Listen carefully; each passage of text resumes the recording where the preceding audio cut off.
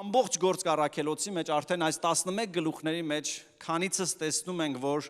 եկեղեցին մեկ շատ խաղաղ ու լավ բարենպաստ պայմաններում է եւ հանկարծ ամեն ինչ թարսվում է կառավարություն, պետություն, հալածանք, սպանություններ, բայց միևնույնն է Աստծո գործը գնում է առաջ։ Սա ցույց է տալիս, որ եկեղեցին եւ մենք որպես եկեղեցու անդամներ պիտի այս ներսին կայունությունը, ներքին կայունությունը ունենանք, անկախ քաղաքական հետապնդումներից, անկախ շրջապատի կարծիքներից, անկախ մեր հետ ինչպես կվերաբերվեն, մենք շարունակելու ենք Աստծո գործն անել, որովհետեւ նախորդ գլուխներում տեսնում ենք Փիլիպոսը հնազանդվելով Աստծուն գնում եւ հեթանոսների այդ շրջանի կամ ամբողջ աֆրիկյան կոնտինենտի ապաշխարության պատճառ է դառնում։ Անանյան հնազանդվելով Աստծո կոչին գնում է եւ Սավուղի նման վտանգավոր մարդուն քարոզում է ավետարանը։ Եվ այնինչ Հիսուսը խոստացել էր, որ կշինի իր եկեղեցին եւ դժոխքի դռները չեն հաղթահարի, մենք տեսնում ենք։ Թեև որոշ օրեր շատ ավելի մութ ու վտանգավոր եւ շատ վախենալու են, բայց Աստծո եկեղեցին շարունակում է լինել եւ ոչ միայն գոյատևել, այլ առաջ գնալ եւ գործ անել։ Եվ դրա հաշվին է, որ այստեղ 12-րդ գլուխը սկսում է, որ այն ժամանակ Հերովդեսը սկսեց եկեղեցու մի քանիսներին ճնշել եւ Հակոբոսին, որ եկեղեցու սյուներից մեկն էր, որ կարևոր առաջնորդներից մեկն էր, գլխատեց։ Եվ գրված է, որ տեսավ հրեաներին հաճելի է, Պետրոսին էլ ձերբակալեց ու որոշեց, որ նրան էլ պիտի սպանի։ Առաջի հերթին տեսնում ենք, որ երբ որ դու նվիրյալ Աստծո ծառա ես, երբ որ դու նվիրվում ես Աստծո կամքին, շատ հավանական է, որ հանդիպես շատ կոնֆլիկտների, շատ հակառակությունների։ Ես բազմիցս ասել եմ ու նորից ասում եմ, անգամ մեր ավետարանչությունների մեջ անգիտակցաբար մենք մարդկանց համոզում ենք, որ եթե գաս Քրիստոսին, վիճակը լավ կլինի, ամեն ինչ կյանքում կհեշտանա։ Բայց այստեղ տեսնում ենք, որ Հակոբոսը սպանվեց մի բանի պատճառով, որովհետև Հիսուս Քրիստոսի հետևորդ էր։ Եվ անհասկանալի եւ կյանքում ամենադժվար հարցին ենք այստեղ բախվում, որպես հովիվ շատ անգամներ լսում եմ մարդիկ ասում են, ինչու Աստված թույլ է տալիս, որ այսպիսի բաներ լինեն։ Եվ թվում է, որ արդարություն չկա, որովհետև Հակոբոսը Աստծո ծառա էր, նվիրյալ հավատացյալ, պատկանում էր Աստծուն, գլխատվում է։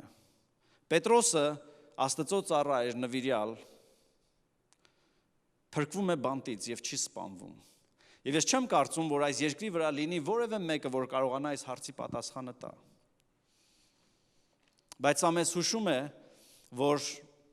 մենք Աստծո հետևից պիտի գնանք եւ Աստծուն պիտի պաշտենք եւ Աստծուն պիտի այո ասենք եւ Աստծուն պիտի բարձրացնենք, ոչ թե որ մենք հասկանում ենք Աստծո բոլոր արածները, կամ ոչ թե որ գիտենք, որ Աստված լավ բաներ է անում մեր կյանքի մեջ։ Լսեք ուշադիր սիրելիներ, երբ որ մենք Աստծուն փառաբանում ենք այն բաների համար, որ նա արել է, օրեր կգա, որ դա շատ կդժվարանա, որովհետև Աստված բաներ է անում, մենք չենք հասկանում։ Բայց մենք պաշտում ենք Աստծուն ոչ թե իր արածների համար, այլ իր ով լինելու համար, որովհետև նա ինքնիշխան Աստված է։ Նա կարող է անել այն, ինչ ինքը ուզում է։ Մեզ պետք է հավատալ, որ Աստծո բոլոր արածները բարի են, որ Աստված ինքը սեր է, որ Աստված արդար է եւ նրա մոտ անիրավություն չկա։ Գիտեք, Հիսուսն ասում էր, իր աշակերտները եկան ասեցին, «Վաու, այս ինչ մեծ ծառայություններ են կատարվում, դևերը, հիվանդները բժշկվում են, դևերը փախչում են»։ Հիսուսն ասեց, ամեն բանից շատ ուրախացեք, որ ձեր անունները գրված են կյանքի գրքի մեջ։ Եվ հավանաբար Հակոբոսի ժամանակը վերջացել էր, Պետրոսը դեռ անելիք ուներ։ Բայց այս վիճակը ցույց է տալիս, որ միշտ եղել են այսպիսի հարցեր, եւ սիրելիս, եթե այսօր կյանքում ունես հարցեր, որոնց պատասխանը ոչ մեկը չի կարողանում տա, մի թող սիրտդ խռովի, որ այս եկեղեցին կամ այս հովիվը բավարար չէ, մեզնից ոչ մեկը գուցե չկարողանա պատասխանել որոշ հարցերի, բայց այնտեղ, այն օրը, երբ որ նրան հանդիպեն, գրված է, նա իր ձեռքով մեր արցունքները պիտի սրբի, մեր ցավերին դարման պիտի դնի եւ այլևս չի լինելու արդյունք եւ անարդարություն։ Եվ ամեն բան կհասկանանք, բայց նորից կհամոզվենք, որ արդար են Տիրոջ բոլոր շավիղները։ Բայց գնանք առաջ եւ տեսնենք Պետրոսի իրավիճակը, նայեք, հանկարծ հայտնվում է այս Աստծո հրաշալի մարդուն, ձերբակալում են ու բանտ են դնում, հիմա Պետրոսը բանտարկված է եւ գրված է 4 կարգ 4-ական, այսինքն 4 անգամ 4, 16 զինվորներ հսկում են նրան, որ մի քանի օրից կյանքին վերջ են տալու։ Նորից հարց կարող է առաջանալ, բայց ինչու, ես ինչ եմ արել։ Մենք երբեմն իրավիճակների մեջ ենք մեզ գտնում, որ ուզում ենք հասկանալ, որն է պատճառը։ Եկեք այդքան չխորանանք ինչու բառի վրա, այլ խորանանք Աստված ինչ է անելու այդ ժամանակ։ Եվ նայեք այս պատկերի մեջ մի կողմից ունենք Պետրոսին, որ վեմ էր, որ Աստծո ընտրյալն էր, 4 անգամ չորսական զինվորներ, գրված է, որ նրա ձեռքերը կրկնակի շղթայով կապված էին եւ հռոմեական բանտում այդ ծանր շղթաները դնում էին մարդու ձեռքին եւ գետնից էին կպցնում։ Այսինքն մարդը չէր կարող ազատ շարժվել։ Զինվորները երկուական նրա կողքին էին եւ գրվածը հաջորդ օրը պատրաստվում էին, որ նրան պիտի սպանեն։ Եվ Հերովդեսն էր սպանելու։ Երբ որ կարդում ենք պատմությունը նոր կտակարանի մեջ մենք մի քանի Հերովդեսներ ենք տեսնում։ Եվ շատ մի տեսակ շփոթացնող է, որ Հերովդեսը որն էր։ Երբ որ Հիսուսը ծնվեց մանուկ երեխա էր, Հերովդեսը ուզում էր նրան սպանել։ Այստեղ տեսնում ենք էլի Հերովդես, որ Պետրոսին է ուզում սպանել Հակոբոսին սպանելուց հետո։ Իրականում Հերովդեսյանների այդ դինաստիան հայտնի էր առնախում, դաժան, իշխանատենչ իրենց որակով եւ մարդասպաններ էին, բառացի։ Եվ նրանց մեջ կային, որովհետև պապն էր, հետո տղան էր, հետո թոռն էր, այնքան իշխանատենչություն կար, որ նրանցից մեկը առաջինը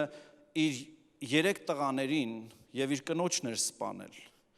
որովհետև նրանց մեջ վտանգ էր տենում, որ իշխանությունը իրենից կվերցնեն։ Մի առնախում մարդ էր, որ ուներ ամբողջ իշխանություն եւ Պետրոսին կարող էր սպանել։ Բայց զարմանալի բան կա գրված, եւ ես շատ հաճախ մտածում եմ, Պետրոսը ոնց էր քնել։ Մենք ցավ ունենք կամ հիվանդություն ունենք, վաղը բժշկի ենք գնալու եւ բժիշկը հնարավոր է ասել ամեն ինչ քեզ հետ լավ է լինելու, մենք մեր քունը կորցնում ենք։ Հիմա Պետրոսը գիտի Հակոբոսին գլխատել են եւ այնպիսի բանտի մեջ են դրել, որ այստեղից ելք չկա եւ վաղն էլ պիտի իրեն սպանեն, բայց գրված է, որ նա հանգիստ քնած է։ Եվ սա շատ զարմանալի է։ Եվ ուզում եմ այս պատկերը լավ տեսնեք։ Մի կողմից բանտն է, շղթաները, 4-ական զինվորները, 2 կողմից զինվորներ, որոշումը վաղը սպանելու, փաստը, որ նախկինում մի քանի օր առաջ կամ շաբաթներ առաջ Հակոբոսին են սպանել։ Բայց գրված է եկեղեցին, թերևս քաղաքի մյուս ծայրում անդադար աղոթում էր Պետրոսի համար։ Եվ այստեղ ուզում եմ գիծ քաշեմ։ Կարող են քո կյանքում այս բոլորը լինել բանտ, բանտարկություն, շղթաներ, հիվանդություն, ցավեր, եւ այս պատմության մեջ մենք դա ենք տեսնում, կար սա, բայց, ասա բայց, մենք չենք կարող որոշել ինչ կլինի մեզ հետ այստեղ, բայց մենք կարող ենք որպես Քրիստոսի մարմին շարունակել հավատալ, որ արդարի ջերմեռանդ աղոթքը շատ ազդեցություն ունի։ Գիտեք, շատ մարդիկ եւ ես ինքս կարդալով այս պատմությունը մտածում եմ, բա Հակոբոսի համար չէին աղոթել, չգիտեմ, գուցե աղոթել էին։ Եվ շատ մարդիկ մտածում են, որ մենք աղոթենք, չաղոթենք, ում ճակատին ինչ գրված է, պիտի լինի։ Եվ այս պատմությունը հերքում է այդ փաստը, որովհետև եթե եկեղեցին չաղոթեր, հնարավոր է շատ բաներ չլիներ։ Դրա համար քաջալերում եմ քեզ եկեղեցի, որ կյանքիդ իրավիճակների հետ հեշտ չհամաձայնվես։ Երբ որ Հերովդեսը քեզ ձերբակալում է, շղթաների մեջ է դնում, փակում են դռները քեզ համար, եւ դու մտածում ես, որ վերջ, սա է իմ դատապարտումը, շարունակի սпасել Տիրոջը։ Եթե քո շրջապատը, քո բարեկամները, քո քույրերը, քո եղբայրները ասում են գրված է, բայց եկեղեցին անդադար աղոթում էր Աստծուն Պետրոսի համար։ Իսկ Պետրոսը քնած է եւ ապշեցնում է ինձ, ինչպես կարող ես քնել Պետրոս եղբայր։ Երկար փորելուց հետո հասկանում եմ մի բան, Պետրոսն Աստծո մարդ էր, Պետրոսը Հիսուսի հետ քայլել էր, Պետրոսը լսել էր Աստծուց։ Ամեն։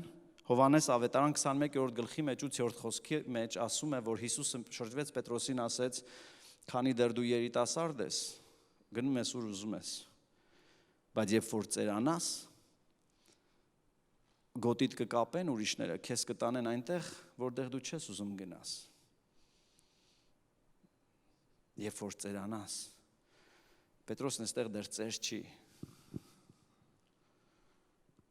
Եվ ինչքան էլ Հերովդեսը արյունարբու լինի, ինչքան էլ բանտի պատերը հաստ լինեն, ինչքան էլ շղթաները ծանր լինեն, Պետրոսը մի բան գիտի, երկինքը կանցնի, երկիրը կգնա, բայց մեր Աստծո խոսքը կկատարվի։ Սիրելիս, ինչքան էլ կյանքի իրավիճակները ծանրանան, ամուր բռնի Աստծո խոստումը, որտեղ Աստծո խոստումները այո եւ ամեն են։ Իրավիճակները կփոխվեն, թագավորները կփոխվեն, երկինքը կանցնի, երկիրը կգնա, բայց Աստծո խոսքը կկատարվի։ Նայր ինչ որ մեկին ասա Աստծո խոսքը քո կյանքում ավելի զորավոր է, քան իշխանությունները, տերություններն ու պետությունները։ Ամեն։ Պետրոսը այդ հավատքով էր հանգիստ քնած, որտեվ Հիսուսն իրեն խոստացել էր, երբ որ ծերանաս, քո հետ ինչ ուզեն կանեն։ Ինքը դեռ ծեր չէր, ինքը գիտեր կապ չունի, քանի շղթա են գցելու։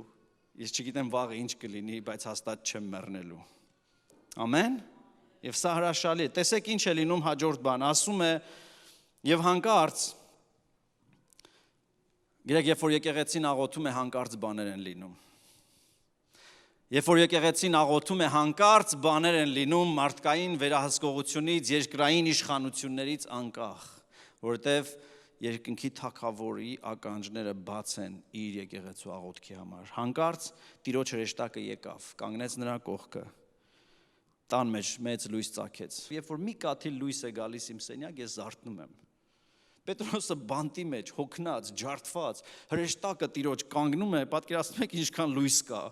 տնաշենը դեռ քնած է։ Չի զարթնում, հրեշտակը նրա կողը խթում է եւ ասում է վեր կաց։ Եվ հետաքրքիր մի փաստ կա այստեղ։ Ինչպես է այդ հրեշտակը հայտնվում, դա գերբնական է։ Հրեշտակը եկել է գերբնականորեն գործ անել Պետրոսի կյանքի մեջ, բայց Պետրոսի համագործակցությունը կարևոր է, ասում է հողաթափերը թաքիր, կոշիկները թաքիր, գոտիդ կապի, շորեդ վերցրու, արի իմ ետևից։ Լսեք ուշադիր։ Շատ մարդիկ մտածում են դե Աստված կանի գործը։ Եվ ամբողջ այս գործ առաքելոցում մենք տեսնում ենք, որ Աստված պիտի գործի, բայց մարդն էլ պիտի համագործակցի Աստծո հետ։ Ես քեզ գերբնական կազատեմ, բայց դու այն ինչ կարող ես արա, արի իմ հետևից, հագիր շորերդ, կոշիկներդ հագիր, արի իմ հետևից։ Սիրելիս Աստված անում է այն, ինչ որ մենք չենք կարող անել։ Բայց երբեք մի փորձիր քո անելիքը գցել Աստծո վրա, որովհետև Աստված խոստացել է այն ինչ որ մարդը չի կարող անել։ Այդտեղ է որ Աստված միջամտում է։ Այնինչ դու կարող ես անել, արա, կարող ես գտնել աշխատանք, գտի ու աշխատի Աստված գերբնական կորշնի։ Կարող ես վկայել մարդուն, բերանդ բացել, բնական մարդավարի խոսել, արա դա Աստված գերբնական օծություն կբերի։ Եվ այստեղ տեսնում են գերբնականի ու բնականի համագործակցությունը։ Արի իմ ետևից ասում է հրեշտակը, միասին դուրս են գալիս, Պետրոսը դեռ չի հավատում, որ այս ամենը իրական է։ Եվ գրված է, որ հանդերձդ վրա տար արի մետես նա էլ եկավ նրա ետևից գնում էր, բայց չգիտեր, որ սա իրական է, այլ կարծում էր, թե մի տեսիլք է։ Երբ նրանք առաջին, երկրորդ պահապաններից անցան, պատկերացնում եք, պահապանները կանգնած են, քնած չեն։ Պետրոսը հրեշտակից անցնում է, նրանք չեն տեսնում։ Երկաթե դուռը քաղաք տանող բացվում է, եւ հրեշտակը գալիս է ինչ որ մի կետի։ Փողոցն անց է կացնում ու գրած է հրեշտակը գնաց։ Եկեք այդքան շատ dependent, կախված չմնանք գերբնականից, որովհետև Աստված մեզ նաև դատողություն է տվել։ Եվ սիրում եմ այն ինչ կատարվում է այստեղ։ Գրված է Պետրոսն ինքն իրեն եկավ, առաջի բանը ինչ արեց, գտավ, ասավ գնում եմ այնտեղ, որտեղ եկեղեցին հավաքված է։ Որոշ մարդիկ կան, սպասում են, որ հրեշտակը ամեն կիրակի ու հինգշաբթի իրանց ասի, չմոռանաս գնալ եկեղեցի, սա Աստծո սուրբ գործն է։ Պետրոսը բանտից դուրս եկավ, հրեշտակը գնաց, բայց ինքը որպես հասուն քրիստոնյա գիտեր, որ մեկտեղ հավաքվելը պետք չի թողնել, եւ ինքը գնում է եկեղեցի, գնում է այնտեղ, որտեղ սուրբերը աղոթում են իր համար։ Այնպես որ կարիք չկա, որ մենք առաջնորդվենք, որ գնանք եկեղեցի։ Կարիք չկա, որ Սուրբ Հոգին մեզ ասի, որ մենք գնանք եկեղեցի։ Պետրոսը գնում է, գտնում է եկեղեցին, թակում է դուռը եւ այս Հռոդոս անունով տան ծառան դուռը բացում է, չի բացում, ասում է ձայնը լսեց ու ճանաչեց։ Ոգևորված գնում է, անդադար աղոթող հավատացյալներին ասում է, լսեք մարդիկ, այն ինչի համար մենք այս 2 օր աղոթում ենք, Աստված հրաշք է արել, Պետրոսն է, եւ այս բոլոր անհավատ հավատացյալներն ասում են հնարավոր չի։ Ամենաշատը, որ հնարավոր է, երևի հրեշտակն է, ինքը չէ։ Մարդիկ երբեմն տարօրինակ հավատք ունեն։ Ավելի հրեշտակների, այդպես գերբնական էակների են հավատում, քան պարզ քրիստոնեական սկզբունքներին, որ արդարի աղոթքը փակ դռները պիտի բացի։ Պետրոսը դեռ թակում է, գրված է, որ նրանք խոսում են, խժում են, չեն հավատում, քննարկում են, ամբողջ այդ ժամանակ գրված է Պետրոսը թակում է։ Եվ մենք տեսնում ենք եկեղեցի, որը հավատում է ու չի հավատում, եւ այնքան նման է ինձ, այնքան նման է քեզ, մենք աղոթում ենք ու չենք հավատում, որ Աստված պիտի պատասխանի։ Ասում են, աֆրիկյան մի երկրում երաշտ էր, սով էր, քանի որ անձրև չկար, երկար ժամանակ մարդիկ հասկանում են, որ սովի պիտի մատնվեն եւ գալիս են հովի մոտ, ասում են հովիվ ինչ պիտի անենք, հովիվն ասում է պիտի աղոթենք Աստծուն։ Եվ ասում է լսեք ժողովուրդ ջան, 5-շաբթի օրը աղոթքաժողով ենք հայտարարում եւ բոլորս գալու ենք ծոմով, պիտի աղոթենք, որ Աստված հրաշք անի։ 5-շաբթի օրը մեկ մարդու պես բոլորս հավաքվում ենք, աղոթում ենք, որ անձրև գա։ Եվ եկեղեցում բոլոր ալելույա ամեն բան 5-շաբթի օրը գալիս է, ոմանք ծոմ են պահե, ոմանք ձևացրել են իբր ծոմ են պահե, ամբողջ եկեղեցին հավաքվում է, հովիվը բարձրանում է, որ ծառայությունը սկսի ուշադիր նայում է եւ ասում է, ամբողջ այս դահլիճում դուք որ եկել եք աղոթքի, ոչ մեկը չեք հավատում, որ անձրև է գալու, բացի այն փոքր 11 տարեկան աղջկանից։ Եվ մարդիկ մտածում են, բայց ինչի ենք եկել։ Մենք եկել ենք աղոթելու, հովիվը ասում է, այն 11 տարեկան աղջիկը միակ աղջիկն է, որ իր հետ անձրևանոց ամբրելա է բերել տուն գնալու համար։ Որովհետև երբ որ դու աղոթում ես անձրևի համար, պիտի գնաս եւ ամբրելա գնես, որովհետև անձրևը գալիս է։ Եթե դու աղոթում ես ամուսնությանդ համար, պատրաստություն տես, Փեսայի համար, հարսի համար, ոչ մեկ չի հավատում։ Եթե դու աղոթում ես քո երեխաների փրկության համար, պատրաստություն տես։ Եթե աղոթում ես երեխա ունենալու համար, որ չի ստացվում, պատրաստություն տես։ Որտեվ հավատքը առանց գործերի մեռած է։ Եկեղեցին աղոթում է, որ Պետրոսն ազատվի բանտից, Պետրոսը 45 րոպե թխկացնում է, իրանք չեն հավատում, որ այդ Պետրոսն է, այլ հավատում են հրեշտակների գոյությանը, այլ հավատում են, որ այդ ծառան թրծրել է այնքան աղոթեց սրտի ցավից, բանից հոգեբանական վիճակների մեջ անգել։ Ամեն ինչի հավատում են, բացի այն բանից, որ երկնքի Աստվածը կարող է անել այն, ինչ որ մարդը չի կարող անել։ Հաջորդ բանը, որ այստեղ տեսնում ենք, սիրելիներ, գրված է, եւ Պետրոսը ասեց ընդամենը անպայման Հակոբոսին ու եղբայրներին ասեց, ու ինքը վեր կացավ գնաց ապահով տեղ, բայց հրեշտակը չէր ասել իրեն։ Ես ուզում եմ նորից տեսնենք, որ Աստված մեզ տվել է Սուրբ Հոգին, բայց երբ որ փչել է մեր վրա Սուրբ Հոգին, մեր խելքը չի փչե, որ գնա։ Մեր խելքը դեռ կա, մեր ուղեղը դեռ կա, որ պիտի նորոգվի Քրիստոսի մուտքով եւ մենք առողջ որոշումներ ենք անելու։ Երբեմն մենք երկնային հայտնություն ենք ստանում։ Իսկ ինչ ենք անում, երբ որ չենք ստանում, անում ենք այն, ինչ բարի է, հաճելի է եւ կատարյալ է։ Սուրբ Գիրքն ասում է ամեն բան քննեք, բարին ամուր բռնեք։ Ես էլ եմ ասել, երբ որ մենք բամբասում ենք, մենք չենք էլ մտածում ասո կամքն է թե չէ, ասենք քննարկենք, զգանք։ Բայց երբ որ մի ծառայություն, բարի գործ պիտի անենք, անպայման մտածում ենք, տեսնես սա Աստված է, թե Աստված չէ։ Ամեն բան քննեք, բարին ամուր բռնեք։ Պետրոսը քննեց, հասկացավ, որ իմ մնալն այստեղ այլևս անօգուտ է եւ գնաց գրված է եւ ուրիշ տեղ մնաց։ Գնաց Կեսարիա եւ այնտեղ մնաց։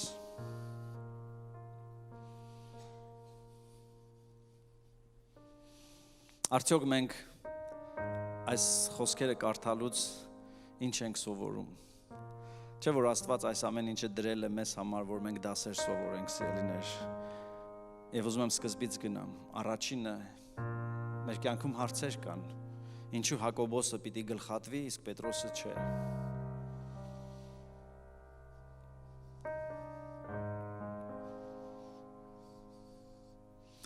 Ինչու այս մեկի երեխաները պիտի մեծանան, թվա որ ամեն ինչ հաջողված է, բայց իմ մոտ ամեն ինչ դժվար լինի։ Ինչու այս մեկի ամուսնությունը այսքան հեշտ պիտի լինի, իմ մոտ ամեն օր դժոխքային պիտի լինի։